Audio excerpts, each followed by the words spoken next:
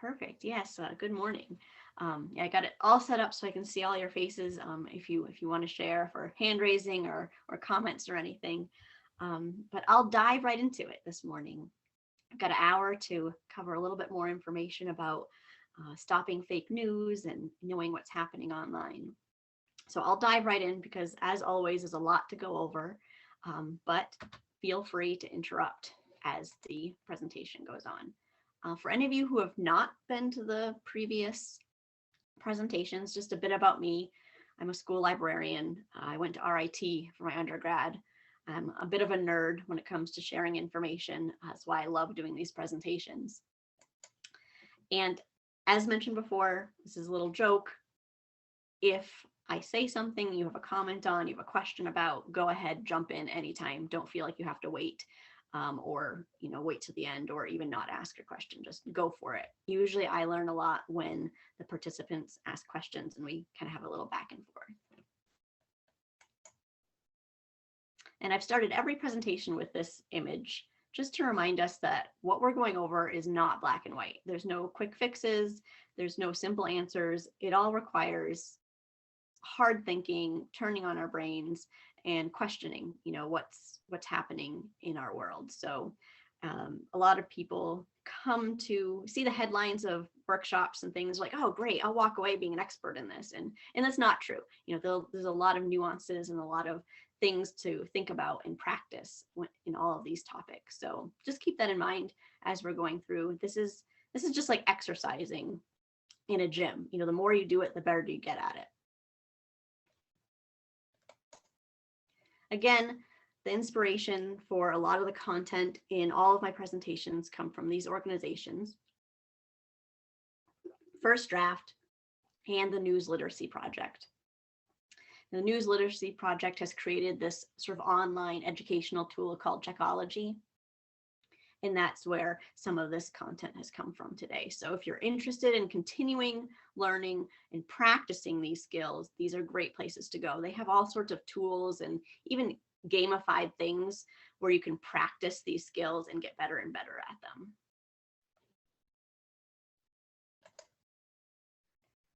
them. Okay, so today there's three things we're going to learn. We're going to recognize that fake news is complicated. And it really deserves deeper understanding. It's not just this term that's being thrown around. There's actually something that we can analyze and look into it. Secondly is talking about what types of misinformation are out there. Being able to label things helps us understand them and deal with them better. And then finally, really talk about what it means to be a good digital citizen. We'll talk about what that means and what we can do, what the skills that we can do to practice that and be better. Okay, so talking about fake news. There's this woman, her name is Claire Wardle, and she works with First Draft News, which is one of the inspirations of this presentation. And she really hates the term fake news. She believes it oversimplifies a very complicated landscape that's out there on the internet. And I agree. When we oversimplify things, they lose meaning and we're not able to discuss them intelligently. So we're going to learn a little bit more about the history of fake news and what it means. So I have this little poll, and if this doesn't work for you, you can put your answer in the chat. That's no problem. Sometimes these interactive polls are kind of fun. You can either go to this website or text Miranda Stefano 620 to 22333. It's a website called Poll Everywhere, and basically they just take information that participants have and put it in a chart so people can see it. So you don't have to, you can do it in the chat, as I said, or you can do this really quickly. So I'll leave it there just for a second if anyone is interested in it, and we'll come back to this question. What is an alternate term for fake news? And we'll talk about that.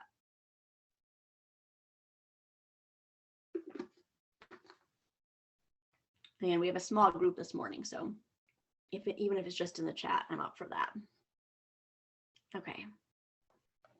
So what is an alternate term for fake news? We know that it's a term that we shouldn't be just throwing out there. So what else can we call it? What's a synonym for fake news? Okay, perfect. Good. I see some activity in the chat, and I'll come back to that in a little bit. Pretend. So as I'm going through the next couple slides, you'll keep adding to that as you think of more things. So you can keep answering that question as I go through. Was there a question? No, I said the word pretend. You asked what for another word. Perfect. I'm gonna write that one down. Okay, perfect. Okay, so 3 questions. What was fake news? Another word, distorted. Go for it. What was one other word that you had? Go ahead, Ann. Distorted. Ooh, distorted. I like that word.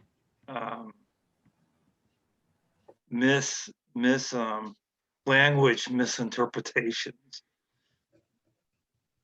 Ooh, I like Be that. surprised. I've learned about Charlemagne, and when he went to this priest, he found out they were mistranslating Latin. Translating, misinterpreting. That's awesome. Yeah, I'll add those to my list right In a there. nutshell, because the Saxons culture was based on warlords and warriors, they assumed Christ was a warlord in their translations. Okay, so we're going to talk about what fake news was in the past, what it has become, and then if we can't use the term fake news, what do we call it? So classic fake news you might recognize from the newsstands at checkout lines. You know, anything from weekly world news is classic fake news. Something that is made to look like news, you know, the headlines, the word news, but obviously being fake. True to its name, it is fake. It's not true. There are no bat children. There are no mermaids. There are no whispering voices on Mars. So that's the classic fake news. And that is the term used correctly. Now, fake news isn't new. We might think that this is a product of our crazy, busy, connected world, but it's actually not. Fake news has been around for centuries, even thousands of years. So a couple examples that I pulled from the last couple centuries there was a newspaper called the New York Sun, and they ran reports in their newspaper of animal-like creatures living on the moon. And when they made this news report and printed it, their circulation went from 8,000 newspapers circulated through the city to 19,000. That's a huge increase in circulation, which means a lot more money. So that was in 1835 that happened. So that's a long time ago. This isn't something new. You know, people have been making fake, salacious, exciting things for a long time to gain profit or influence over other people. Another example is the Orson Welles War of the Worlds broadcast. I tell my middle school students about this sometimes, and they haven't heard of it before.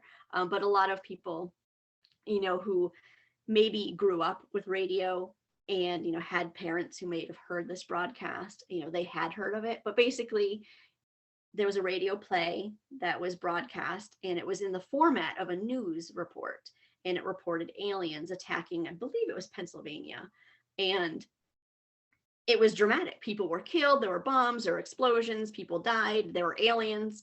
And some people that tuned in a little bit late, who didn't hear at the head of the show that this was fake, started to wonder, and was this actually real?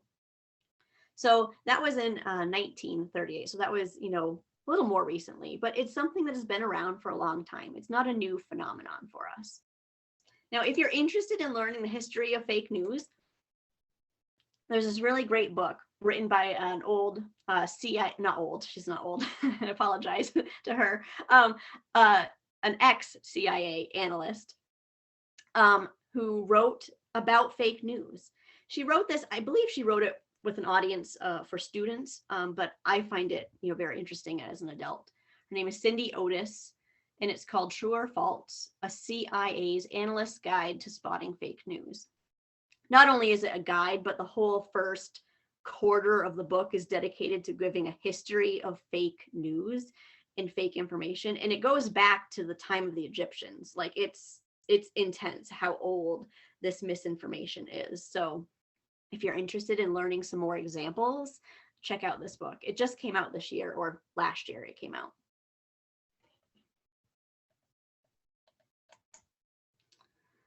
Okay, so the prevalence of fake news.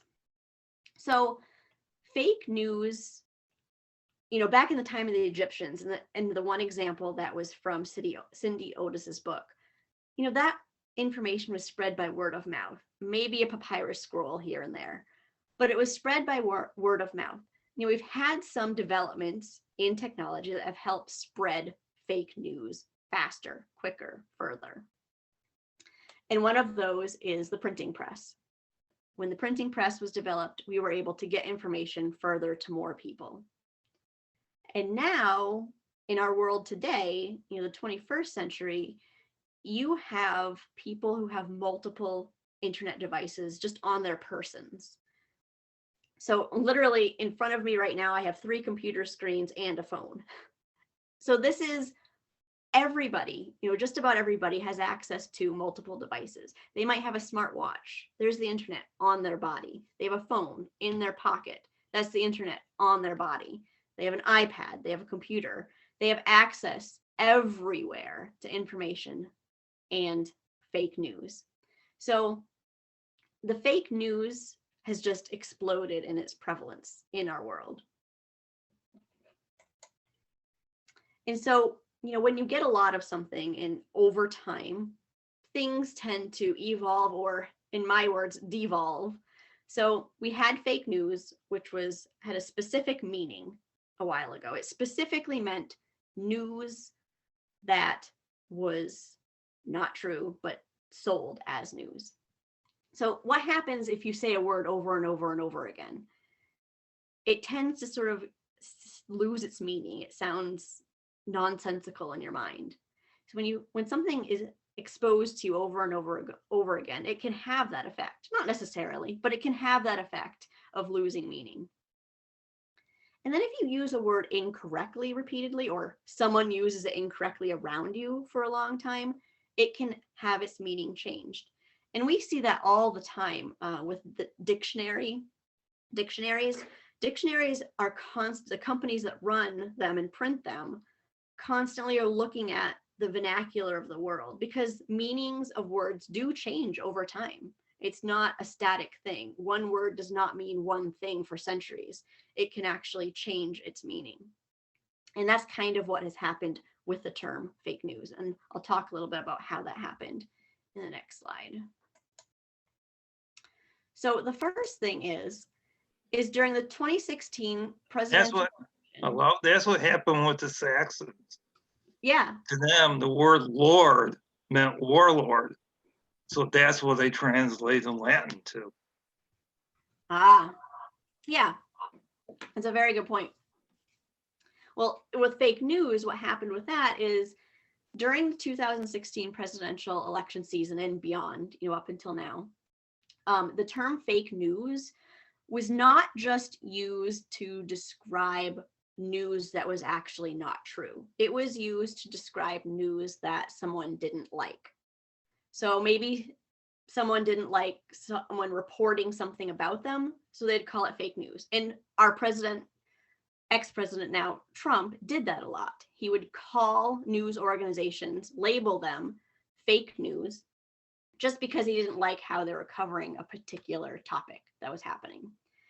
And so what we see is if you go to the archives, just like we learned in the previous presentation about how to look for old things on the internet, if you go and look at the archives of tweets from Donald Trump, you see that over the whole time that he was on Twitter, he mentioned fake news 972 times, which is a lot.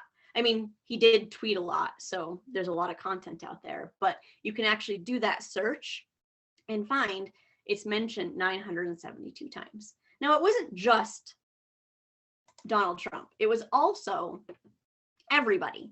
So this chart is a chart from Google of how many times people search the term fake news over the last couple of years. So you can, the very beginning of the chart is February 2016. And you can see about halfway through the year 2016, it spiked. People were talking about fake news all the time. And they weren't just talking about fake news as news that wasn't real. They were talking about stuff that politicians had labeled as fake news because they didn't like the coverage of it. It wasn't putting them in a good light, so they labeled it fake news. So you can see the more and more and more and more it got used, that definition of fake news kind of got watered down. So let's see if, and I'm going to check the chat and see what you guys put here.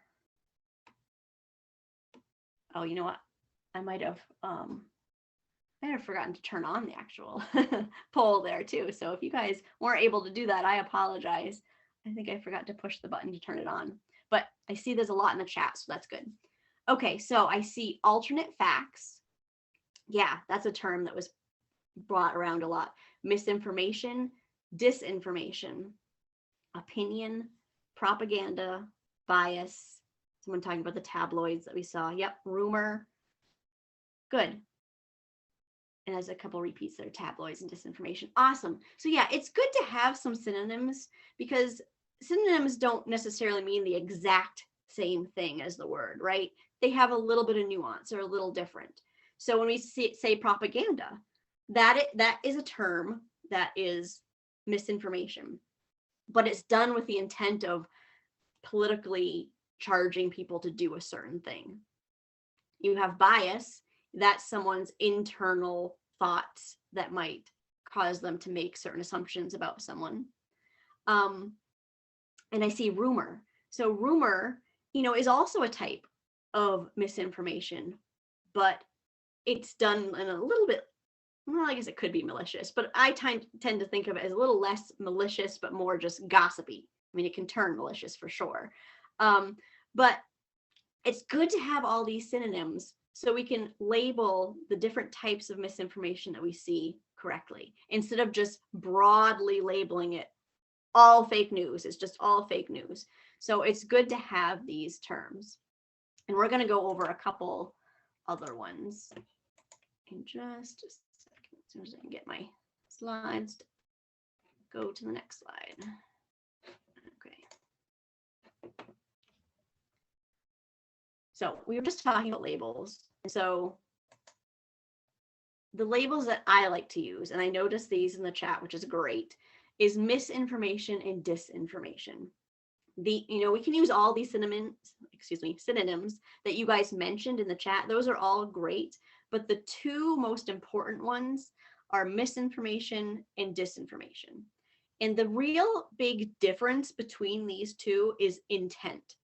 What is the intent of the person who is putting out this information that is not true? Misinformation is the umbrella of just wrong information, and there's no intent to mislead someone. I can be wrong. I could say something in this presentation that is incorrect, but it is my intent to give you correct information, and I might make a mistake. So you think of misinformation as more of a mistake.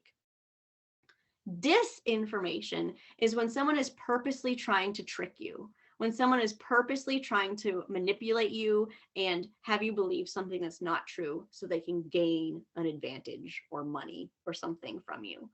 So knowing the difference between those two is really important, because if you can label something, oh, you just made a mistake, you reported that wrong, I can forgive you, you're not malicious, move on. But if you're purposely trying to mislead me, then you've lost the trust of that reporter or of that person. So those are really important to know the difference between those two. How you know the difference between those two is using all those skills that we talked about in the last presentation, all the fact-checking skills, and using that critical thinking and to figure those things out. So we're going to talk about types of misinformation that are out there.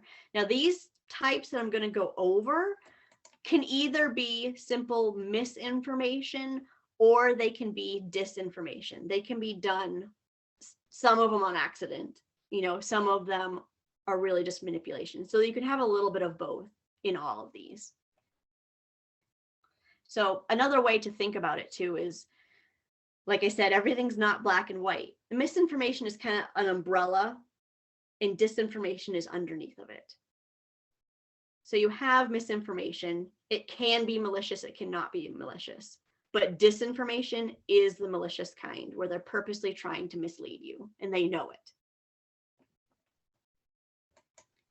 Okay, so there's, I believe, 5 different types. So we're going to go over those 5 different types. I'm just going to grab my time so I can make sure that I'm doing perfect. Okay, so we have satire and parody. These are when someone's making a joke. You can make fake information and put it out there to try to be funny. And that's totally fine. So I have an example here. Someone reported that there were dolphins in the Venice Canal because of COVID. Everyone was at home, there were no people out, and the water was clear. Great news. It actually was not true. It was not in Venice. It was another canal in another city. And I unfortunately have forgotten what city it was, but it was not Venice. But someone took that a step further and made a parody of it. And they took a picture of Lisa Frank, from the 1980s, 1990s, and said, hey, here's a photo of the Hudson River. The earth is healing. We are the virus. So they made a joke. They're making fun of the fact that people were saying, hey, all these animals are doing so much better because we're just, not outside ruining their environment. Funny, commentary on the society, on environment, but not true. Now, satire and parody are very important tools in sort of the social discourse of the world, as long as we know it's satire and parody. If we don't know that it's, satire, it can be dangerous. And there is a dark side to that. And I'm going to talk a little bit about that. So Charles Manson, there was a rumor, I believe it was 2017 or 18, that Donald Trump pardoned Charles Manson. And so it was satire. Someone was just making a joke saying, wouldn't that be funny? Ha, ha, ha. But what happened was a real politician saw that satirical article and thought it was real. And so she posted on Twitter about how horrible this was. This is disgusting. And so now this information is being spread by what should be a trustworthy politician, but is completely not true, was just meant as a joke. So when we don't recognize satire, it can really be an issue.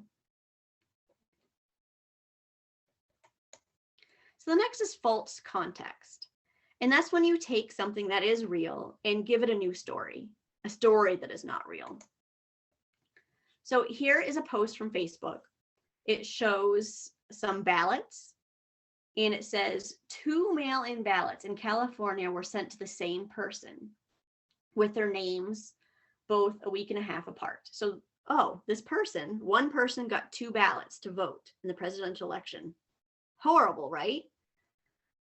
If you do some fact checking, you find out that these are sample ballots that a town in California was testing out to see if they were readable, to see, if they mailed correctly.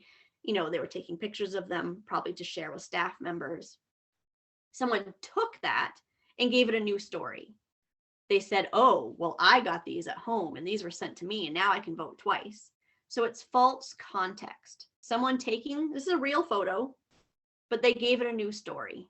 I have another example here. Again, a real photo. There's nothing been photoshopped about this. It's a kid who looks unhappy, who is behind some wire. And it says, this is what happens when a government believes people are illegal. You get kids in cages. Now, again, with those fact-checking skills, that reverse image search, you'll find out that this photo is actually from an immigration rights protest.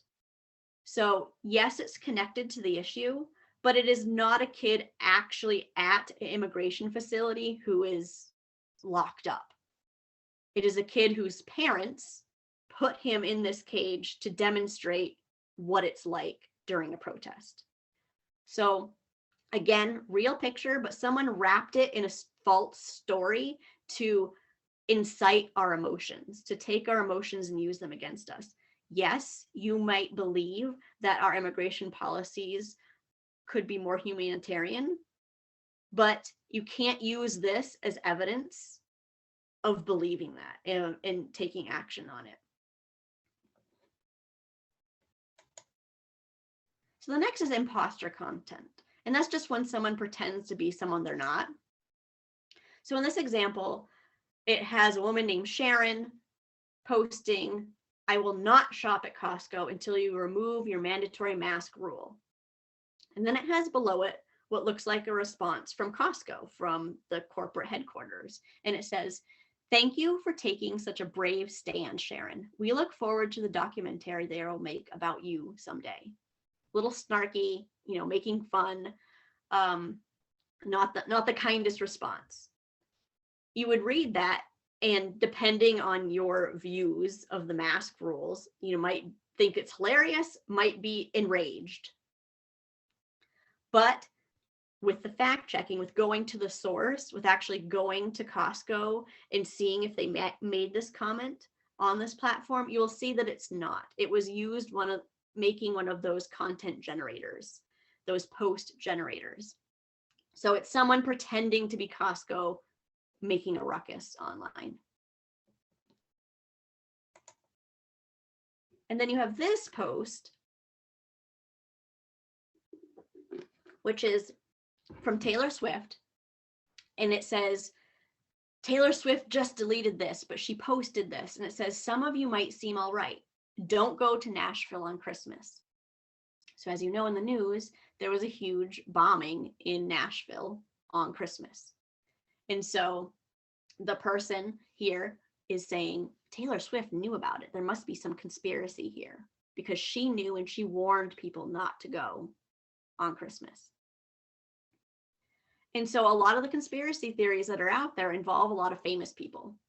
So someone might see this and say, "Oh, well, this proves some of those conspiracy theories that I know."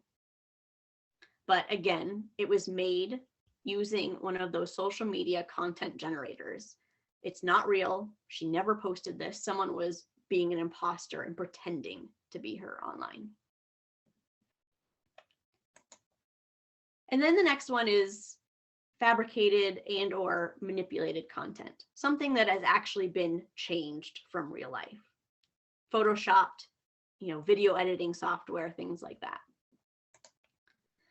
So this example is some screenshots from a video that was on YouTube. And the video is basically this guy interviewing someone who was installing 5G towers in a city. And the installer says, "You have to see this. They told me not to open this box, and just install it and not look. But look, I opened it and look what's inside of it." And it's a little tiny case of brown liquid, and it says COVID-19 on the microchip board. And so conspiracy theorists who believe that COVID is some government conspiracy will take this and say, well, there you go. There's your evidence. They're using 5G towers to spread this disease. If you do a little critical analysis, even just with this screenshot, you can tell if you know anything about microchip boards. You can see right here, there's a little white line. That's because the board has been bent and it's probably not usable anymore.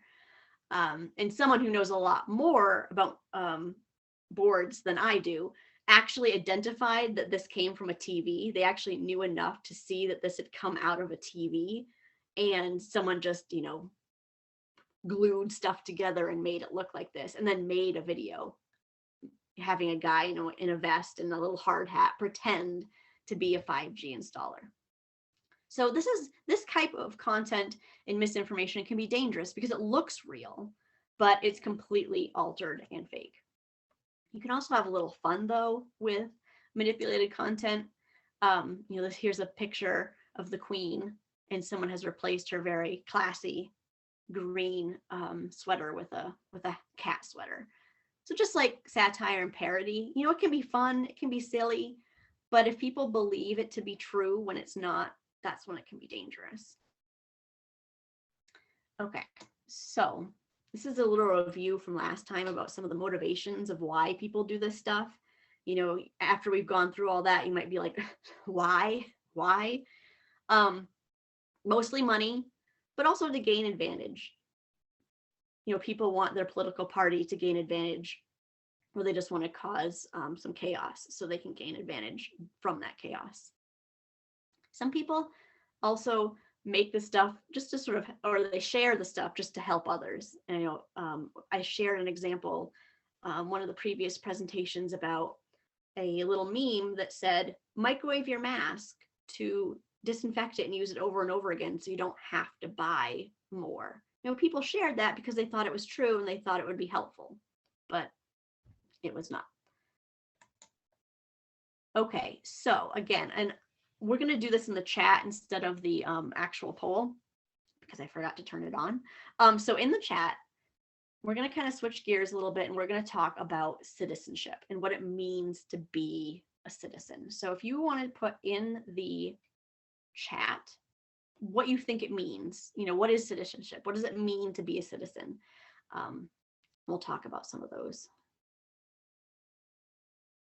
Oh, I see someone said like all the Bernie pictures out there. Yes. So yeah, those are out there, and those are photoshopped, and they're fun, and I don't see how they would be dangerous, but we can always find someone who might see one that would take it for real and do something wrong with it. And I am a huge fan of memes. They're hilarious. Okay, so I see someone saying that you're born and live in a country. Yep. Now, let's try to rephrase the question a little bit. What if we're talking about what it means to be a good citizen? We'll change that question a little bit. What does it mean to be a good citizen?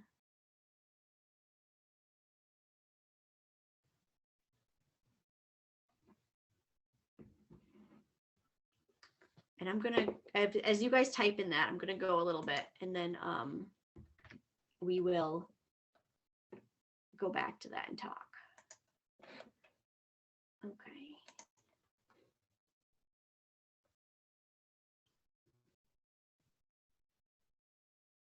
So responsibility, I see on there. That's a good word too. Yeah. And so why I asked that question is because, we are citizens of our country, our physical country, and we want to be good citizens of that country. And hopefully in school, you've learned about civics, and you know what we have to do. You have to participate in your government. You have to be kind. You have to, I see, following the rules. Yes. So we are also citizens of the internet. Unless you have never been on the internet, you are a citizen of the worldwide internet. And there are certain things that you have to follow. There's no constitution of the internet. There's no official country of the internet, but there are rules and guidelines that we should follow. And I'm going to talk a little bit about those. So there's this organization, ISTE, and their job is to set standards for technology and internet learning in schools. And so they have a set of guidelines and standards for students. And I thought it would be a good place to start in talking about how we can be good citizens too. Because we all grew up where the internet wasn't a huge part of our base education, but we're still citizens. We're still citizens of it. So maybe we are a little bit behind where some of the kids who are growing up right now, where they've been born with the internet existing. So a couple of the things that are part of the standards are being alert. And this basically speaks to safety. You're keeping your information safe online. You're not sharing your password or other people's passwords online, and you're making the place safe. There's a term called doxing, which basically means that you are sharing someone's actual information, real life information. So, for example, if someone shared my home address online and I didn't want them to, that's called doxing. And that's part of this, is like you're being alert and making sure things are safe. You're not sharing someone's home address or phone number online, that you're keeping that information private, unless they've chosen to share that themselves. The next is a balance. And this is, you can think of balance as, reading the news that are on both sides. But what it's talking about in these standards is more about balancing your analog life and your digital life. So these standards are set for being a digital citizen, but part of being a digital citizen is also having a little bit of an offline life. You are reading, newspapers and books, you're talking to actual people. So you are balancing it, not living your whole information life online. You're getting offline sometimes. And that's important because there's a lot of stuff that is not on the internet. There are archives of towns and other historical information that's not online. So if you can balance, having an analog life and a digital life, that's helpful. The next is being engaged. And this is the real part of digital citizenship that is important. We have sort of this drive to be engaged. And we are using our platform on the internet to be a force of good. Whatever you believe in, whatever is important to you, whatever rights you want to help support, you're actually using the online platform to do good. And you guys have already done this one right here, participating in this workshop, these last 2 weekends has helped you become more informed, and continuing that process will help you meet this standard. And then this one kind of connects back to being involved with people and, just being respectful and inclusive. That's a general citizenship rule that we should like to follow.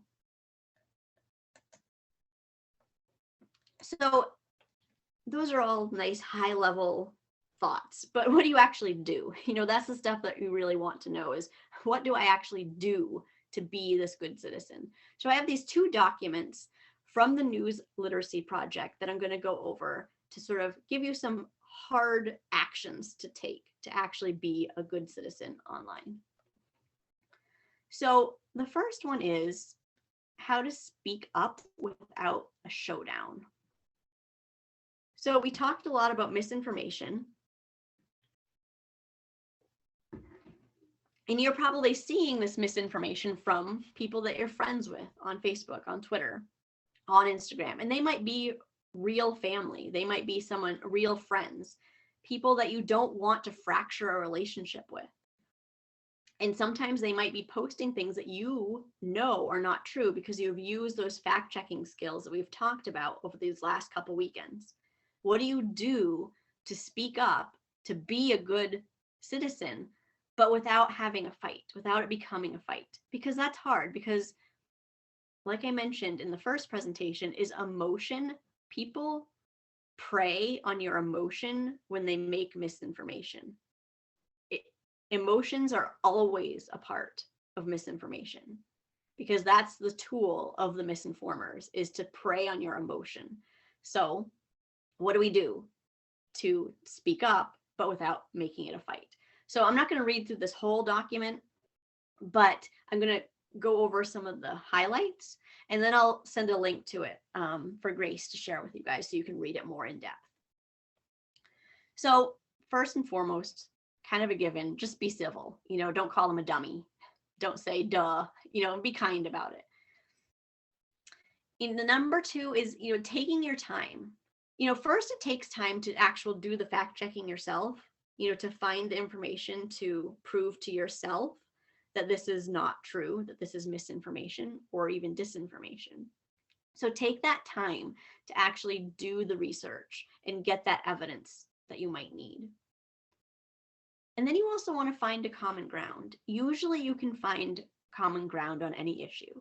There's people on both sides of every emotional issue, everything, from immigration, tax reform, any political issue that's out there, there's some kind of common ground that you can find.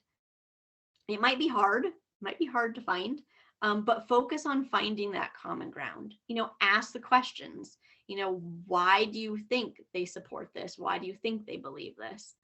Are their intentions good? And just sort of ask those questions before you engage with the person online. And the next is just laying out some facts. So this number, there's some evidence, some scientific research that actually says that the more evidence you throw at someone that disproves what they believe, that they'll actually believe their side stronger. There's some research to suggest that. So this number 4 is kind of a hard one. You don't want to just barrage them evidence. Because, and I believe the term is cognitive dissonance, is, where someone they have to make that switch. They have to decide they have to actually admit, maybe I was wrong in this. So you want to be careful how you present those facts. And like I said, there's no quick solution for any of this, but just being aware that if you just barrage them with facts, that might have the opposite effect. But do share facts, because that is how we can solve some of these issues. Miranda, can I make a comment about that too? Yeah. I don't know if you've come across this, but I did a webinar on a similar topic, or participated in a webinar, and one of the things they suggested was that if you are presenting facts, it may be more effective to provide a link or a source when you're giving those facts, instead of it's just coming from your mouth and that person, believing or not believing you, but being able to have that source to look at as well. Yeah, and I think that's important too, because that any good argument should have evidence, and the person who's presenting the information should be able to supply that evidence to the person they're talking to. So not only is it good because you have someone behind you sort of backing up your perspective with evidence, but you're showing that the person you're speaking to that it is important to have evidence. I have people that I talk with that will just type facts that they know from somewhere. I'm like, where did you find that? And maybe that will get them to share their resources. And maybe there is some truth to part of what they're saying if they can supply that evidence. But if they're not giving that actual source, right, it's, I can make up anything and tell you guys right now, and I'll be like, yeah, this is true because I see it. But unless I have proof, it's not anything. And in the Checkology modules, there's a wonderful lesson called Evidence and Arguments, I believe. And it goes over all of this and what are logical fallacies and how you can catch those and see those and what kind of evidence you should supply. So that's another good resource to go to. Another question to ask yourself is, do you want to have this stand-up event in public or private? On Facebook, do you want to reply directly in that thread, or do you maybe want to take it offline with a phone call or a private message? So ask that question. People don't want to be proved. No one wants to be wrong. So do you want to make it public that you're proving them wrong or telling them that they're wrong or that they made a mistake? They might not be receptive to being called out on being wrong in the public. So maybe you want to take it offline. And then be patient. I think it's an acronym. It's the patience, empathy, and persistence, PEP. One of the gentlemen, John Silva from the News Literacy Project, that's his acronym, is how to deal with this is you're patient, you're empathetic, and you're persistent. you don't give up. So think about that too. It's going to take time, especially I'm going to talk at the very end if we have time about conspiracy theories, because that is harder to break than simple misinformation. Oh, hey, this fact, you had mentioned that asteroid at the beginning, if that turns out not to be true, that's just a simple thing to debunk. But a whole conspiracy theory is much harder, and that requires a lot more patience and persistence to deal with. I got a good one for you. Area 51. Area 51. If you go to the Native American Indians, they believe saucers are out there, and they're star men or star people. They believe are aliens. And it's hard because when you, especially when you bump up against religion in things like that, is there's these gray areas where humans just don't know. Yeah, and that's why I said it's none of this is easy. This is just all stuff that just takes practice, and like I said, it takes practice, empathy, and persistence. You just got to keep going and just keep trying and don't give up. And I've sat on the internet sometimes, and even though this is a passion of mine, sometimes I'm just like, oh, what's the point? Like, it's just so much out there that's wrong and incorrect. Like, how are we going to fix it? But you can't. You just have to just keep going and just keep trying. My point is that you need to read history to figure out where some of these people's ideas are coming from. I've been reading medieval history, and the Vikings and the Germanic tribes like the Saxons, what they believed in lasted for centuries before people actually stopped believing it. You won't recognize what they believed in from our culture. It was totally very different. Well, and to take centuries worth of certain beliefs and deal with that it takes a lot of time. Okay, so just to move on, so we make sure we have enough time to go over the next document. Just gotta factor it in. I wanted to show you one other thing.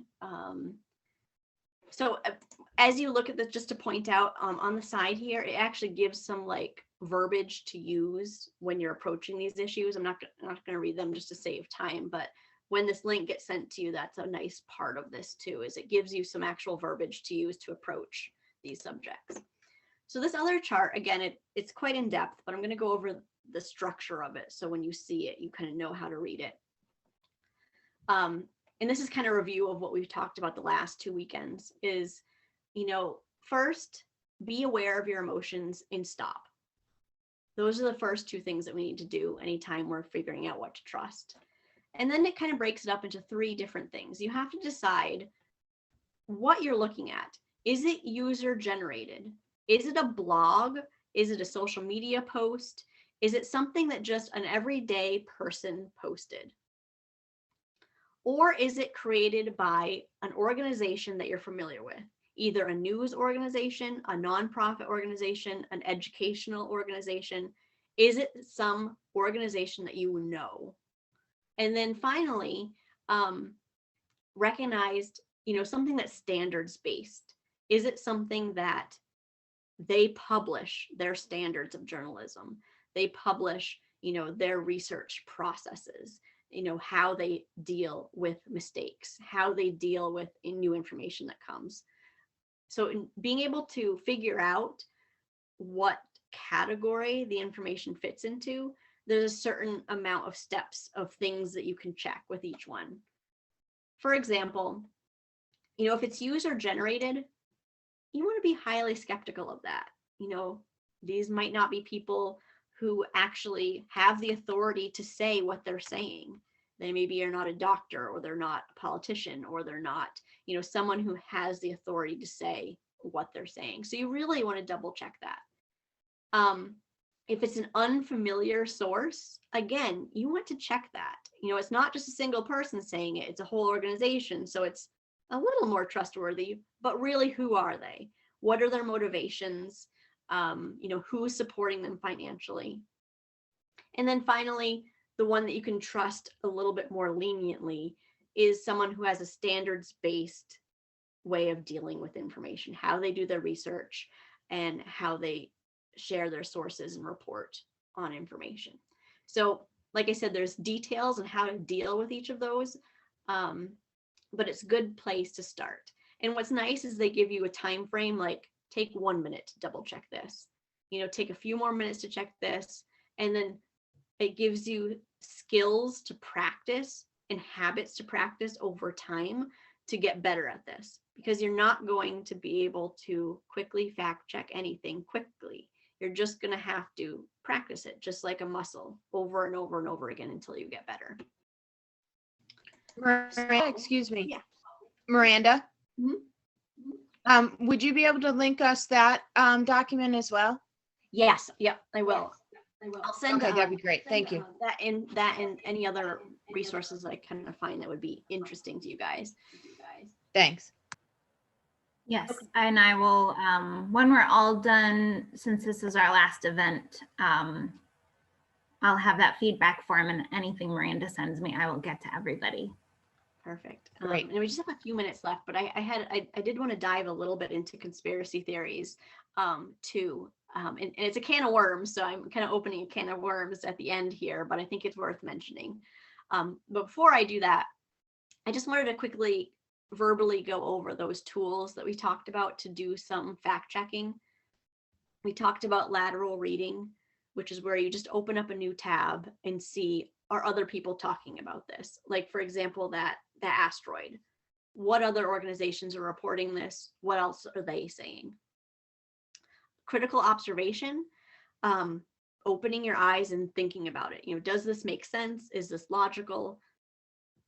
Seeing if the facts match the pictures and using your brain. Web archives, where you can see the actual history. It's been documented, and you don't change an archive. What is in an archive was what was out there in time. The Wayback Machine is one example of that. The Library of Congress is going to, has already archived all of our previous presidents' tweets, and they're going to be made public in an unofficial way in the next couple of years or so. So that's something to know. Then there's also reverse image searching, and that's when you right click on an image, save it, and then upload it to Google or TinEye or Yandex to see where the original photo came from. And then geolocation is using, any mapping software, Street View, where you can sort of confirm, oh, here's this tower in this city. Yes, it matches up with this place. So those are all good tools to remember to use as we're going through these fact checking things. Okay, so conspiracy theories really quick. I like this meme about conspiracy theories. You have information, it's just out there, a database of information. And knowledge is being able to connect those pieces of information and make some inferences. And as you move along, you get some insight, wisdom, where you're really making deeper inferences and understanding what that information and data means. And then you have conspiracy theory, where you just see patterns where they don't exist and maybe believe in unicorns. So I have this example here that is funny, but I think a good way to remember how conspiracy theories can sort of stick in our mind. So there's a person who posted this. So someone who believes in COVID conspiracies found this post, and it says, from the 2011 film Captain America, the First Avenger, behind his right shoulder, a Corona beer on his left, and the image of the coronavirus in New York City.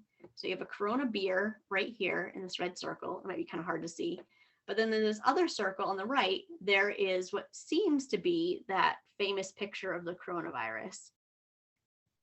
So their claim is someone knew this was coming. someone knew coronavirus was coming, because look, there's the name right there, corona, and there's a picture of the virus. Obviously, it was planned. The government did it. So someone did a deep dive and they used those tools that we were talking about. Here's it up close. So this person started to investigate. First, they thought it looked like a book that they had read, but it wasn't quite there. It was a little different. So then they had a friend who was good with computers kind of get a closer screenshot so they could see more detail. They looked at it and like, it looks familiar, but I just am not sure where it came from. So they did some deep diving. They went and figured out the filming date of this scene. You know, they went to Internet Movie Database, found out when they were filming certain dates, and they found out that it was filmed in New York City, Times Square, April 23rd, 2011. So here they have a date. So what now they're going to do is some geolocation, and they're going to actually see, okay, what advertisements were up on that date in New York City. So they looked up a whole bunch of other movies to see if they could find anything, because they wanted to see other recordings of Times Square at that time. So they didn't find anything with official movies. So they started looking in YouTube. Okay, who was in New York City in April 2011 who might, you know, because tons of tourists there, who might have had a video of what was happening there. So they used Google Street View, they used the YouTube videos trying to find this picture. And then finally, they found it. Here's another picture that some maybe tourist took, and there's a little bit different view of it right here.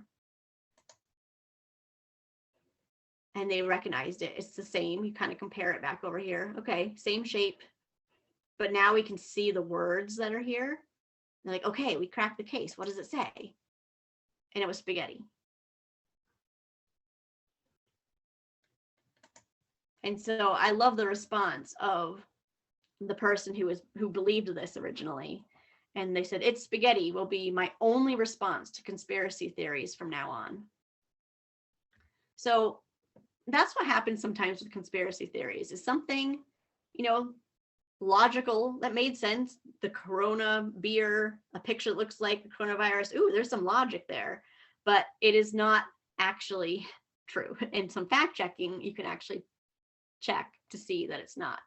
Now, conspiracy theories are not usually that easy to debunk, but I like this simple version of it and how to do it. So again, I'm going to plug Checkology again. They have a new module that's specifically about Checkology. About conspiracy theories. And it's not really about conspiracy theories. It's more about the thinking that goes behind someone who believes them. And that's what I like about it, is it talks about the psychology of why people believe conspiracy theories. And when you get into it, it's not so crazy. There are just some basic human needs that are met when it comes to conspiracy theories, and that's why they believe them. So if you're interested in learning more about that, I would check out that module on conspiratorial thinking. It's really quite good. So we're a little bit over time, but if anyone has any questions or anything, I'm willing to hang out for a while. It's me again. Go ahead. I have a good conspiracy for you. Oh yeah. The Mayan calendar, people believe it predicts Armageddon. What happened there? And well, and to make a point on that too, That's there a was good the one to whole check thing, out. yeah, in 2012 when, you know, the world was going to end on like December 20th Yes. or something, and everyone's still The here. people still think the Mayans were predicting the end of the world. Yeah. And that's what's really interesting about conspiracy theories, is that you can find a way to explain anything in the world, either based in reality or not. And it's a fascinating subject, and I'm sure you could get a whole PhD degree in studying them. It's like why the Egyptians built the pyramids. We don't know, but we do know that their idea of the afterlife and religion was nothing like Mm. what we're used to. Yeah, it's totally different. And it's fat. And like I said, you can get stuck in rabbit holes that go on and on and on and on. And as long as you're having fun researching them, go for it. Does anyone else have any other questions before we, finish up, but. All right. Awesome. Yeah, and I will send those links Yes. to those documents because they are more in depth than when I went over. So you can take your time and really digest them. Great. Yeah. So I will send those out to our email list. I am going to stop our recording now.